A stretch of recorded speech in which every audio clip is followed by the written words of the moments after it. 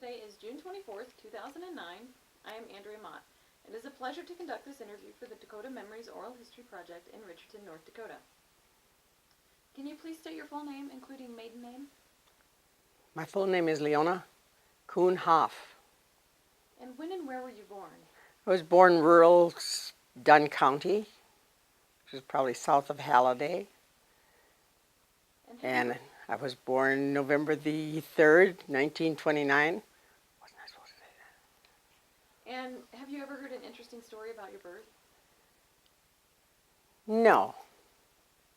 Do you know if there was a midwife or a doctor present? Yes, there was a midwife. And I do remember that my older sister said she was so pleased when they brought me out and said, "Here's your little sister."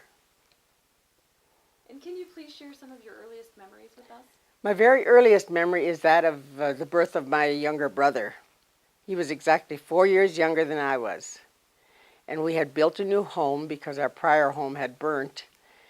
And it wasn't completed, so we lived in the basement. And they had a furnace room, it was very nice, but they sort of fixed it up like with a nice bed, and they had like curtains around it. And we saw that, but we didn't know what that was all about until the baby was brought out. And how many siblings do you have?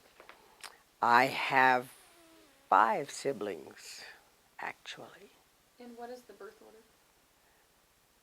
Eleanor, who is now Sister Judith, John, Ralph, myself, and I had a little brother named Joey, deceased now, and Leo. And how well did you get along with your siblings? Very well, except for the one who was rather like on the ill side, and of course knew that and expected me to do everything for him. And which one was this? That was Ralph. But the minute we'd sit down to the table, it was like, "Get me this and get me that." And if I refused to do that, my dad would say, "Oh, get it for him. You know he's sick." What was he sick with? He had what they called St. Vitus dance. And what is that? That was a nervous condition. Spinal nervous condition. Made him really shake, and he was really just nervous. And so they tried to keep him calm, I guess. And how did the rest of the family deal with it? I think better than I did. Did they have to do some of the things you did? Not as much. I was kind of one that was like a servant to him. And what was that? I don't know. And consequently, I didn't like him until we grew up. And then, of course, we became very best friends. And what about your other siblings? Can you tell us about Eleanor? Eleanor, she left for the convent when I was only 8 years old. So I really didn't get to know her well until I wanted to know her, which was like after I was married even. Because she just wasn't around. Every 5 years is when she'd come home, and that was not enough to get to know your sister. She knew me, loved me very much, but I didn't have that same feeling for her. Was it difficult? Not really. She just wasn't an exciting part of my life until I wanted it to be. And what about your next sibling? Next sibling was John. He was very kind to me as I got to be a teenager, for sure. And prior to that, I guess I don't know. I could tell stories. And one of the stories was that every time the parents went away, he and my other brother, the one next to him, would smoke. And they would always make me take a drag too, so that I couldn't tattle. And of course, one time I said, "I'm not going to smoke today." And then, of course, when my dad came home, he said, "Did the boys smoke?" They smoked. And the next time they went away, I got a spanking from my brother. It was just unreal. We had this big pillar as a holding pillar for the basement ceiling, And he got a razor strap out. And he kept saying, "You're going to tattle again?" And kaboom and kabotch. And around that pillar we went. And you know what? I never tattled anymore either. What other stories do you have that Brother John? With my brother John, he was kind to me as I got to be a teenager. He was kind and took me along like to dances and things, but he was kind of like my chaperone too, so I had to toe the line when I was with him, but he was kind. And the other thing that I remember is that whenever we went somewhere together, he had this old Model T, I think, Model A or Model T, and we would sing the whole time, and we would harmonize, We'd probably argue about who gets to sing the soprano or the lead song and who would be the alto, but we loved singing together. That was a great thing for us. And how much older than you was he? He was 6 years older. And what about your brother Joey? What was he like? Joey, I didn't know. He was 2 years younger than I was. And he died apparently of pneumonia when he was like 9 months old probably. So I never really knew him, and the parents never talked about him. So I just never knew much, but I know that he was buried at the cemetery out there. And I don't know why he was buried along the fence line rather than I don't know why, but I remember where his little grave was, and it just had a little wooden cross on it. And nobody talked about it? No. At all? Never talked about Joey. Did you find that odd? Not really, not at that time, but as I grew older, I wondered why they didn't. I didn't know. And what about your youngest brother? Oh, we were just super good to one another. That was Leo. What was he like? Oh, he was just a joy. And he was just a joy to be with. And the last few years we would go to school together, and we were the only two left to go to school, so we'd ride on a horse. And the only thing we ever argued about was who was the one to get to drive. Who got to have the reins. But we never argued, not the two of us. So who would you say you were closest to? Leo. Leo. Absolutely. And your parents, I'd like to talk about them for a little bit. Okay. What was your father like? My father was okay. He was a good father. If I go back into his history, he was married to another woman first, and then in 1918 he suffered from the epidemic of the flu they had at that time. And the story was told that for 40 days he lay there in high fever, and his mother would sit there beside him and just feed him water with a teaspoon. And by the time he came around, his wife and 2 little girls had been buried. The wife was taken with a little girl to the cemetery, and when they came home, the other little girl was gone. So I imagine it was very traumatic for him to wake up to that.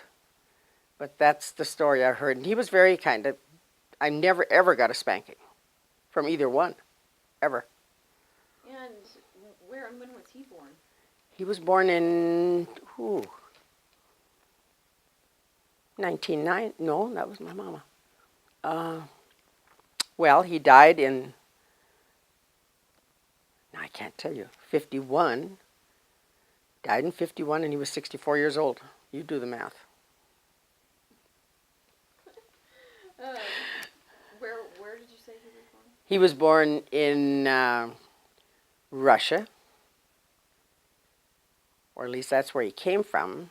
Now, were they Russians that went to Germany? No, they were Germans that came to Russia, but he was born in Russia. In Rosendahl, is it? Okay. And did he ever talk about coming over from Russia?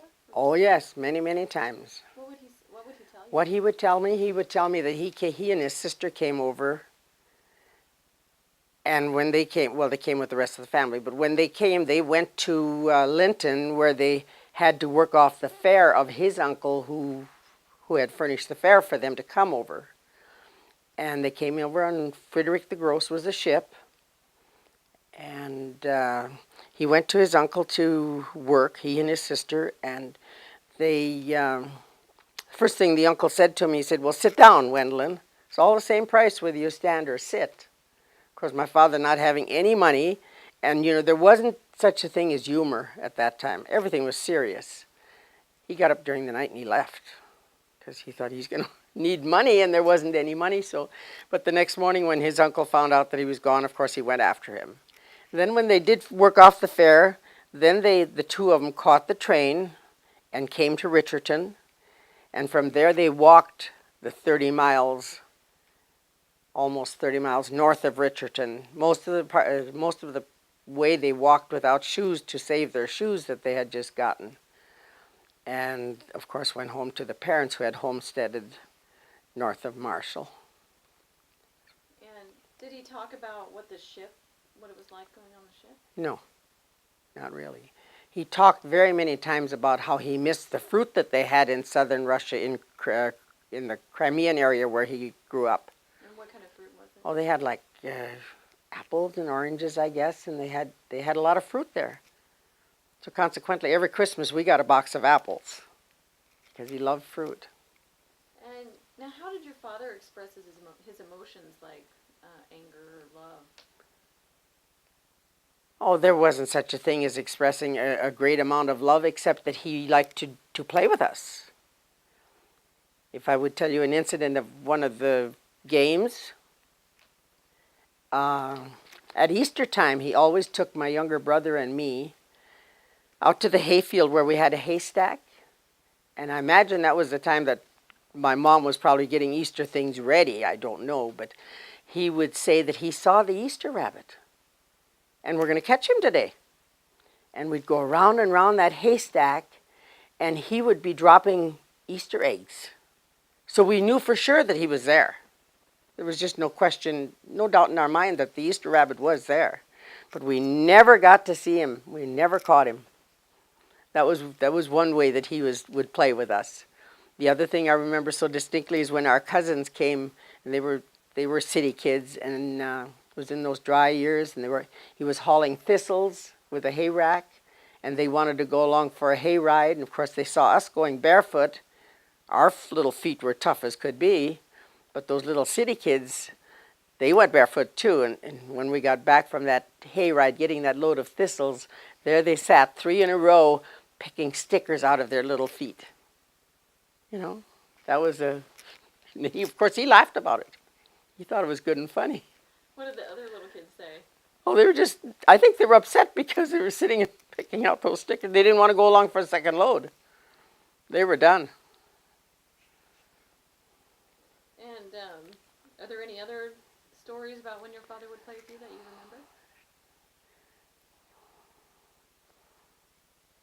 remember? He liked playing with children. He loved children. And, it didn't matter whose kids they were. He liked them all. He would have them jump, oh, you can jump and jump higher and all this stuff. It was just, he just loved kids. Did you find that unusual at the time? No, that was his nature. Mm-hmm. He liked children. No, that was not unusual at all. And can you describe your relationship with your father? It was a very good relationship. He was stern. He never ever had to spank me because all he had to do was look at me and I knew exactly what he wanted me to do. There was no misbehaving. And religion was a great part, of course. You never ever went to sit down to a meal unless you prayed. And we learned that from little on. So it was a good relationship growing up with my dad. And what was his profession? Farmer. And how did your father cope during the hard times?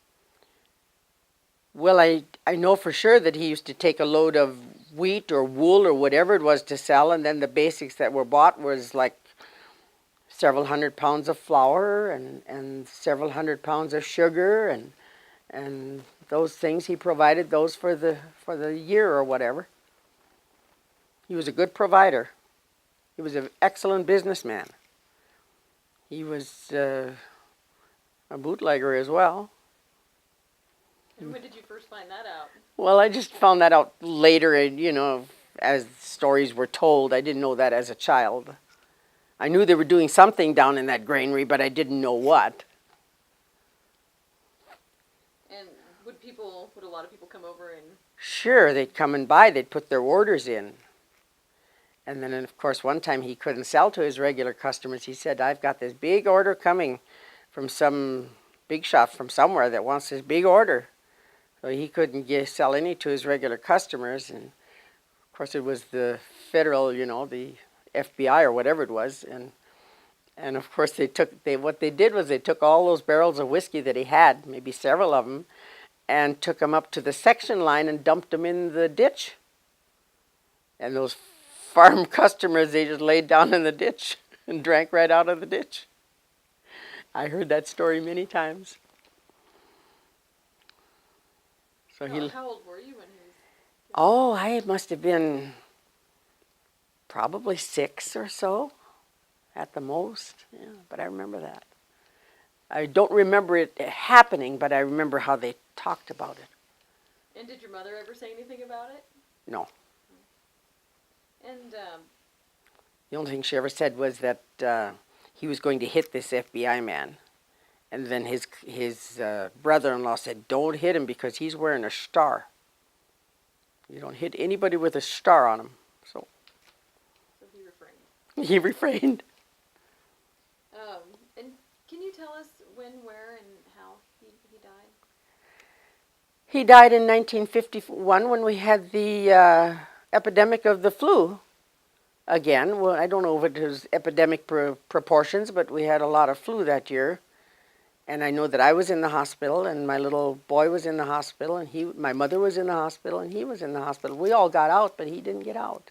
But he had side effects from the first flu that he went through, which gave him the bad lungs. You know, ended up having like asthma, I suppose, or whatever. But nobody said smoking was bad. Continued to do that, and then died. And where was it? In Richardson. Died in Richardson Hospital, Richardson Memorial Hospital. And now I'd like to talk a little bit about your mother. Can you describe her? My mother was a cheerful person. 99% of the time she was very cheerful. She was a very hard worker. She was born in Harriet, South Dakota. So she was educated up to about the 6th grade. And of course the neighbors thought that she was a very educated person. And she served as a secretary for some Langer club, Langer for governor, I suppose. And so she was intelligent, you know. The others were just as intelligent, but not as educated, is what I want to say. And where and when was, you said that. When was she born? 1903. That one I know. And how did your mother express her emotions? Well, she was quick with a hand. She never botched me, but I know that she did the others. Very quick. But she was an excellent cook. You know, and the ingredients were very limited in those days, but she knew how to do it. And she was an excellent seamstress and taught me how to sew, taught me how to cook, baked bread at the age of 10 by myself. And when harvest came, while she was out there setting header stacks, she loved to crochet. She would take her crocheting along out to the field, and when she'd get her stack set, she'd wait for another. While she was waiting for another load to come, she was crocheting. That was the ambition. And she'd crochet the real long altar cloths and things. I have really fond memories of my mother. Can you describe your relationship with her? Was good. And every Sunday afternoon, we had to sit and listen to Bible stories for about an hour. And first of all, we sang this little song about poor babes in the woods. Do you remember it? Oh, absolutely. Can you sing it to us now, or? Yeah, should I? Yeah. My dear, do you know how long time ago, two poor little children whose names I don't know were stolen away on a fine summer's day and left in the woods, as I heard people say. And when it was night, so sad was their plight, the sun it went down and the moon gave no light. They sobbed and they sighed and they bitterly cried, till the poor little children lay down and they died. And when they were dead, the robin so red brought strawberry leaves and over them spread, and all the day long they sang them this song. Poor babes in the woods, poor babes in the woods. That was lovely, thank you. And I taught it to all my children, and just last week I taught it to a little girl, the man that comes and cuts my grass. I taught it to his little girl, and she went home singing it. That's my memory of a first song, I guess. She loved to sing, my mother did. And do you remember any of the other songs she would sing? Oh yeah, we sang like Down in the Valley, and all of those old songs. Cowboy Jack. We sang a lot, and my mother sang and my dad sang, but I never heard them sing together. But my mother sang with us all the time. So music was a big deal? Yeah, it was a big deal. Exactly. None of us played any instruments, but we did sing. And you and your brothers all sang then? Oh, yeah. Well, I didn't sing with any other brothers except John, the older one. And what was it your mother did? What was her profession? Just a housewife. Well, I shouldn't say just a housewife, because that's a very important profession. And She was about 12 years younger than my father, and at that time, after he had lost his wife, of course, he was looking for another wife, and he met my mother, and she was hesitant about marrying him, but her sister said, if you don't marry him, I will. So she married him. was it your mother's older sister? Yes. So was there competition within her family? Well, one of us is going to get him because he's got cattle, he's got several cows, and he's got several horses, and he has more than a lot of men had. So, he had a home. And do you know how your mother coped during the hard times? Well, it was difficult, I think, but she was very efficient in, like, taking the back of my dad's trousers and that sort of thing, and the backs were always so good yet, in the leg, and she would make shorts for us out of that, and she's, in the fall when school started, I could pick 3 dresses from the catalog, and then she would sew them, like I had picked, but she used either chick starter sacks or flour sacks. They came printed, and when she went to shop for the chick starter, she'd make sure that she got them, that they had the same print. And then she'd have enough material to make dresses for me. And that's kind of how it worked. Did that take her a long time to do? No. She had the pedal machine, but she never went to bed at night very early. She was up till 1, 2 o'clock. Kerosene lights. Still sewing? Still sewing or crocheting. And can you tell us when, where, and how she died? She developed Parkinson's disease probably when she was 45 years old. And by the time she was 49 years old, she was in a nursing home. I think she was 49 when my father died. And she didn't want to come live with any of us, so she went to a nursing home. And then one day I got a phone call from one of the doctors and said, you better take your mom out of here because they're not giving her enough time to eat. And so then my sister, who was a hospital administrator in Canyon City, Colorado, said, well, we'll take her out of there. And she took her to Canyon City, where they had a progressive care center, which was a nursing home.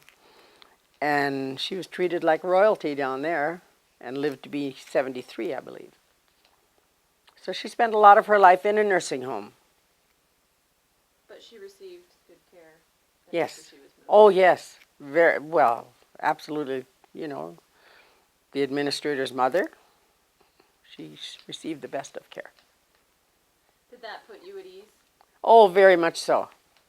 Very much so. We knew she was taken care of.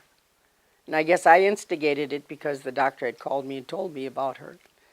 So I just called and told my sister about it. And she took care of it? And she took care of it. She surely did. And who would you say was the stricter parent?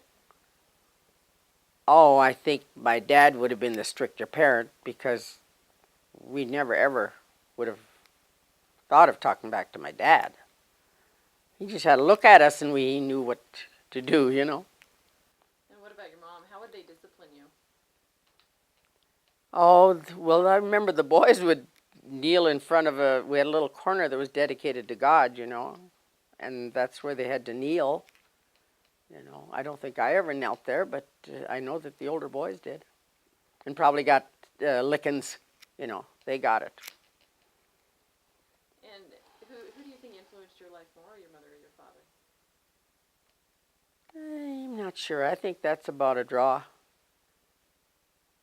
My mother, as far as the cooking and the sewing and the baking and bringing up the children was concerned, I would say. And how did your parents meet? How did they meet? I think they were probably neighbors, knowing where the grandpa and grandma lived on each side. So that's all I know is how they met. And how long were they married? How long were they married? I don't know. They were married. I'd have to figure it out. And can you describe what kind of marriage they had? They had a good marriage, so far as we knew. And what types of things did your parents do for pastimes? Well, they would go like to Names Day celebrations, Somebody had a Names Day. When my dad's Names Day would come around, which was Wendland, in October, my mother would fix a huge dinner. We had probably 30, 40 people come for dinner that night. And that's kind of how they celebrated, just playing cards at different neighbors, and that was their entertainment. Did they ever say what kind of card games they played? Yeah, whist. Yep. Did they ever play anything else? 500 rummy. That was about it. And durak. What is durak? Well, durak is a Russian name for fool, I guess. And you just send cards to one another, and whoever ends up with the cards in their hand and couldn't get rid of them, he's a durak, And were your parents involved in politics when you were a child? Not that I can remember, but I do remember that she was secretary for that Langers Club, and my dad was a staunch Republican. That I remember. And is there anything else you would like to add about your parents?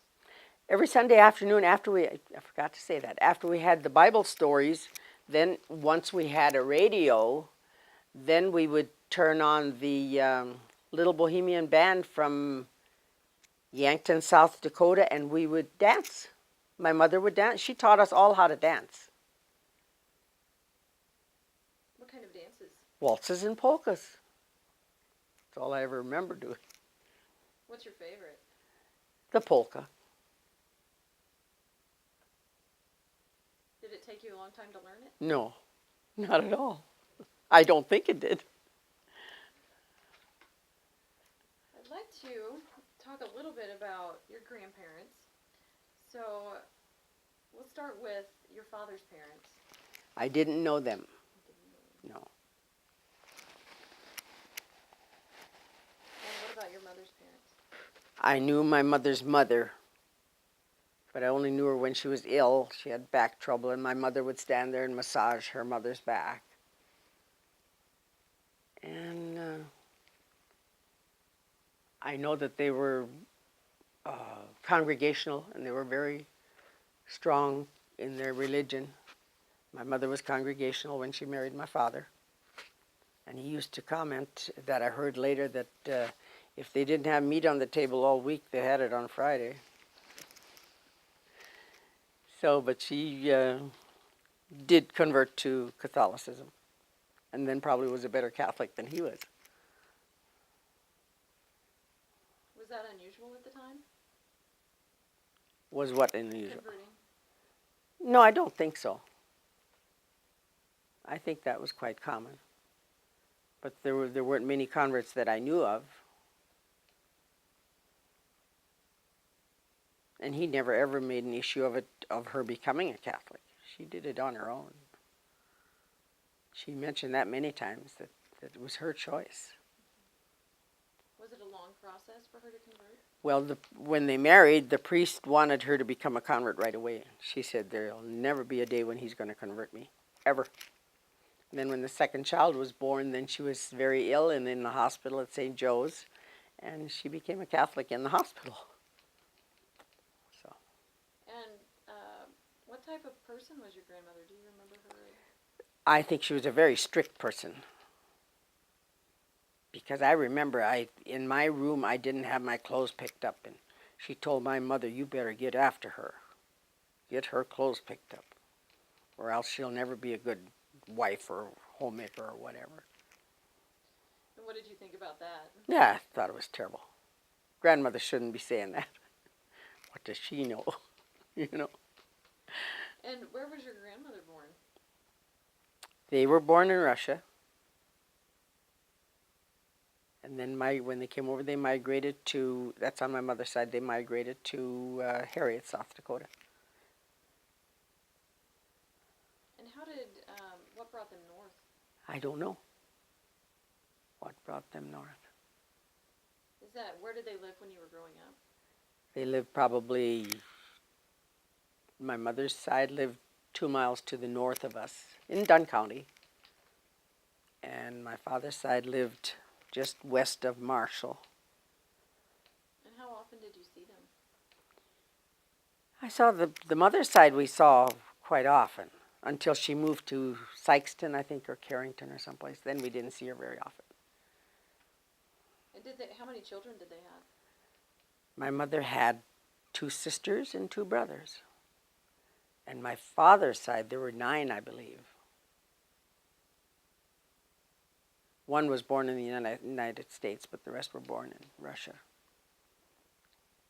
And did you ever stay with them? Never.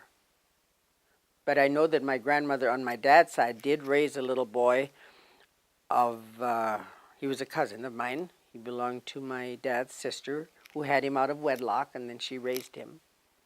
That I know, so she must have liked children too. Was that unusual?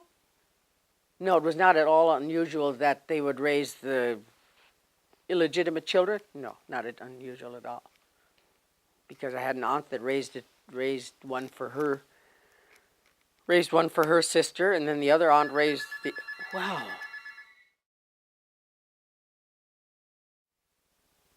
Now, Leona, we were talking about your aunt. How well did you know your aunts and uncles? Quite well. And did you have any that were your favorites? Or? Yes, those that lived close by. 2 of the aunts moved to Seattle, and one of the uncles moved to Seattle. So that left, and there was one aunt that was a very favorite, and the other aunt was a favorite as well because she let me stay with her the last 2 years of my high school. Because my father said, I'll go back and tell a little story about the high school.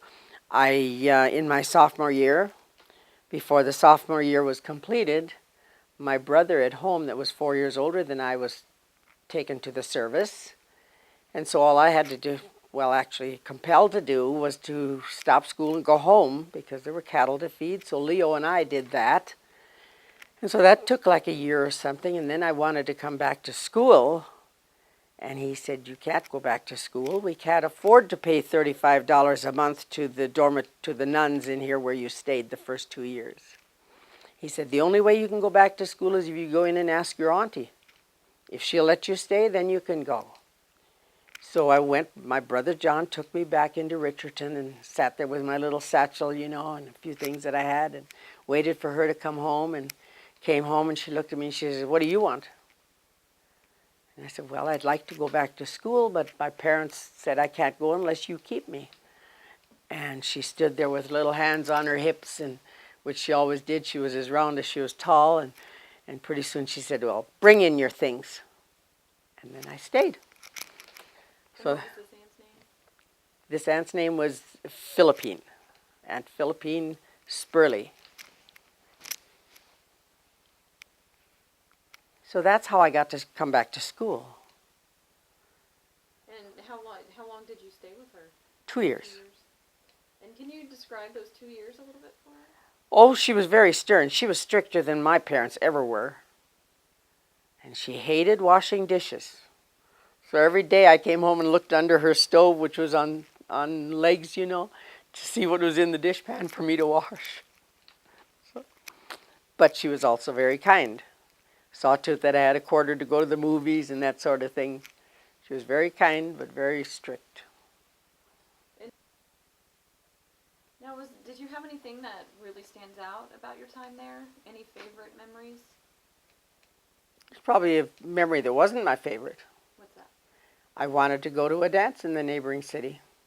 I was already a senior in high school, had a boyfriend. She said, "You're not going." "I'm going." "You're not going." Well, it went on, and I went. And I knew that there was a basement that they couldn't lock. There wasn't a lock on the basement door. But to my surprise, when I came home, it was barred from the inside and I couldn't get in. So I went and I stayed with a girlfriend for 2 or 3 days. And then came down to the neighbor across the street who loved me so much, a lady that had a rooming house. And she said, "Oh, your aunt is just crying every day because you're not there with her." And then I felt really sorry, and then I went over and I told her how sorry I was. Then she took me back. And all was well again? All was well again. I didn't leave anymore, though, without her permission. So that was an exception. That was an exception, absolutely. And but other than that, I remember very well that she was always generous, very generous. If I needed something, she made sure that I could get it, you know. It was probably just a shirt or something, whatever. We had a mercantile store in town, and I went to work there then, you know, for 50 cents an hour, and was always able to, at the end of the week or end of 2 weeks, I was able to buy something to wear, and she let me go work, which was a big plus. And where did you work then at the mercantile? It What was it called? Kazel's IGA store. And What? how long did you work there? I worked there a whole year. Got my first Social Security card from there. And as for your other aunts and uncles, did you see them very often at all? When I lived on the farm with my parents, yes. The one aunt and uncle, if they didn't come at least every 3 or 4 days, then my dad would go and see what was wrong. Why hasn't she come? And he helped them many times, about 3 times that they had nothing, and gave them another cow and whatever they needed, and always supplied them with milk or cream or whatever they needed. He was so kind to her. It was his favorite sister, so. Was he the oldest? Yes. And did you have a favorite cousin? Oh, yes. I Who sure. was that? I still have. That's Gene Spurley, because I stayed with them for 2 years, but he was in the Navy at that point. But when he got out, he was home for about 3 or 4 months, and then he was married and had me serve as his maid of honor or bridesmaid. He only had the one. And he's been my favorite to this day. Lives in Oregon. Do you see him often at all? Just when he comes, or when we go there. When I went there, I haven't been out there for 5 or more years probably, but he was here last summer. And can you kind of describe what large family gatherings were like? Oh, large family gatherings would, for instance, my dad's name's day, after they had eaten the meal, and I don't know what they drank, but they drank, and probably that home brew. And then they would roll back, we had a huge living room in that new house that we had. And they'd roll back that carpet, and they'd bring in planks and probably either bales of hay or no, I think there were 5-gallon pails that they set down, upside down, and they made seats. And then they'd have somebody play the accordion, and one uncle of mine played the violin. They would dance. They had a dance. Not everybody could have that because not everybody had a room as big as we did. I'm thinking that's probably why they had that big living room. And when did you move to the new house? In 1930, let's see, Leo was born in 33. Must have been in 32. And what was your first house like? Can you describe it? No, I don't know that. You don't know. No. That was before my first memories of Leo being born. But I know that after that house burned, we did live in a granary. I remember that. And what was it? Do you remember the granary? Yeah, I remember that we had the stinky separator I remember that. Not much that I remember about that. I know we had a kerosene stove that Mom cooked on. And of course, when we got the new house, then she got a better kerosene stove to cook on during the summertime when it was so hot, that every summer we moved into the basement of our house because it was so cool down there. So it wasn't a matter of keeping the house cool, you just moved? Yeah. And Right. What about during the winter? How were you able That's to when we keep it moved warm? upstairs. And we had one big furnace with one big square register that heated the whole place. And can you describe that farmhouse for us? That farmhouse, it had 3 bedrooms, small bedrooms, because all you had in there was a bed and maybe a few nails in the wall for your clothes. And there was a dining area, a nice sized dining area, bigger than I have, and a nice kitchen, and a nice pantry. It was a long, nice house. In fact, I have a picture of it sitting right here, I think. So, And how many rooms did it have? well, it had 3 bedrooms and a pantry, kitchen, dining room, 3, 6, 7 rooms with the pantry, and it was a big pantry. That's where our dishes were kept. And where did you all sleep? Where were you assigned to sleep? Well, the younger brother and I had a bedroom, and the other 2 boys had a bedroom, and my parents had a bedroom. And I think the older sister was probably, she wasn't gone yet then. I don't know where she slept. I think she was going to school or something. I don't remember much about her. Do you know how old she was when she left? Yes, she was 16 and I was 8. And can you describe what the furniture was like? Furniture in the living room, we had didn't have a Davenport. We had chairs. They were nice chairs. And we had a library table right in the middle of the living room. And Mom's dresser was in the living room because the bedrooms were very small. And then we had the corner that was the religious corner where we knelt and prayed. That was the extent of that. And she had like a fern, or Christmas cactus. She had several plants that she loved. She loved gardening and loved plants. Huge garden. And what kind of things did she grow in the garden? Oh, everything. Potatoes and the pumpkin and the radishes and the lettuce and the beets and carrots.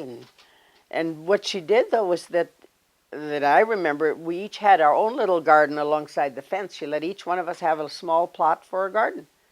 So we had, the 3 youngest of us had a garden. And that was just great. And we'd carry water with our little buckets, And what did you learn from that? Learned from that, I learned that we had our own row of peas. We had our own peas and nobody else could touch it. Because otherwise, peas, there were thieves that went into the pea patch and you never, you weren't supposed to eat the peas in Mom's garden because they were for canning. So then we each got our own peas. That was the biggest thing that I ever learned. We had independent ownership. And so everybody had their own peas after Yeah. that. Mm-hmm. Now, I'd like to go a little bit back to the house and then I'll return to the garden in just a minute. Did your family live in this house for a very long time? Yes, lived in it until 1940, let me think, 45. And they moved that house into Halliday and then divided it in half, and the half of the house stayed a house for my mom and dad, and the other half was turned into Kuhn's recreation parlor.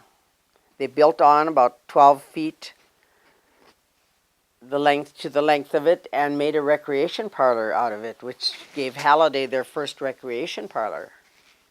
And we had short orders, hamburgers and cheeseburgers and malts and that sort of thing. Did you help out? Yes, I did. In the summertime when I got out of high school, I went home and I helped in that place. What was that? What was that experience like? It was so good because part of that recreation parlor had two um, pool tables, and a third one was called a snooker table, which is another form of pool. And I learned how to play pool, and could play with those young guys. It was fun. So when I could, had time off or whatever. Did you have a favorite meal at the parlor? Yeah, I'd say a hamburger and a malt. Now, was that the only time your family moved? When they moved to Helen? Yes. And how often would your family have guests? Well, you just never knew when anybody was coming. They'd come without announcing. I'd say we had guests at least once every 10 days. Somebody would be there. My uncle came quite often because he had two boys, and his wife had left him, and we could see him come walking, across the prairie. And he knew that there'd always be fresh bread. There'd always be some sort of baked thing, and they could fill up.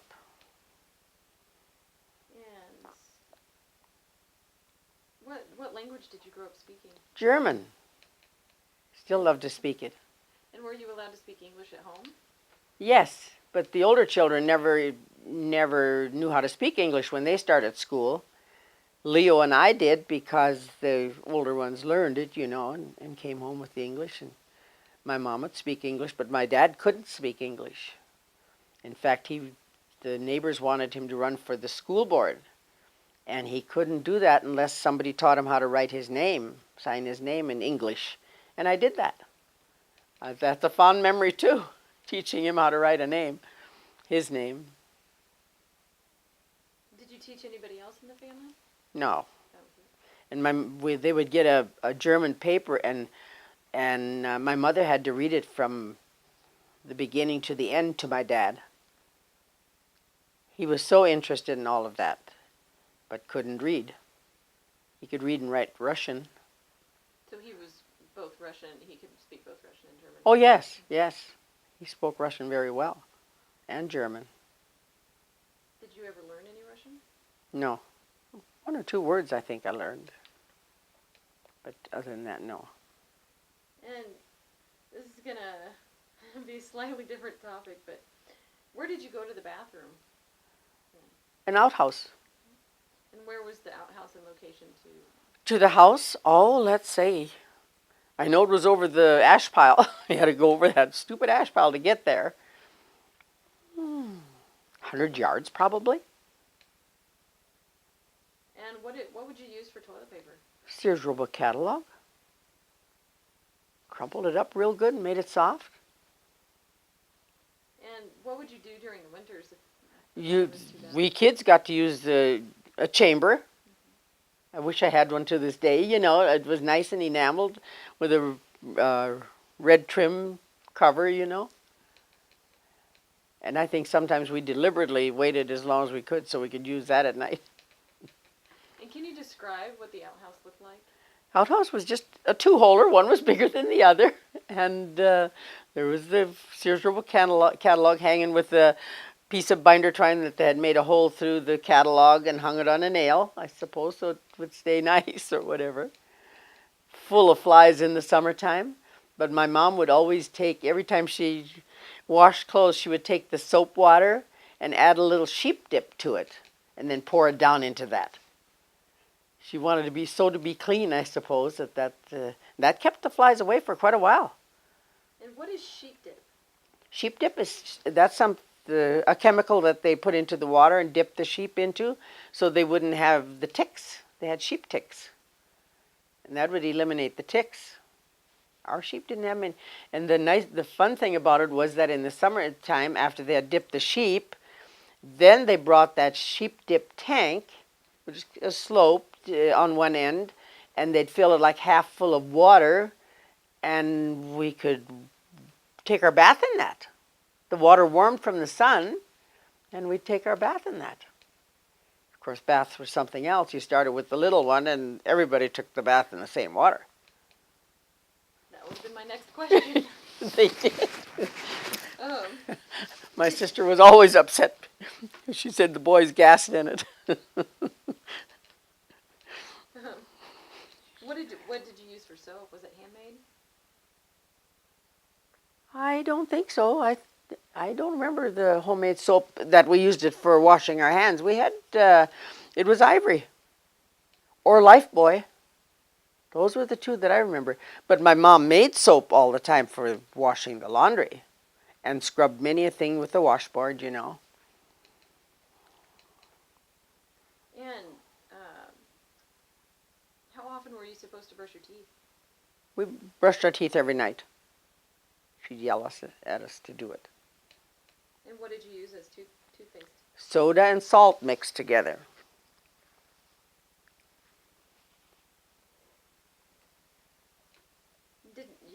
We just talked about your garden, so I want to go back to that a little bit. I'd like to touch on canning and the preserving process that your mother would use. Can you kind of describe what she would do during that time? Can I tell you how we had to pull the weeds first? Okay, we pulled the weeds, and those were during the 30s that I remember it most.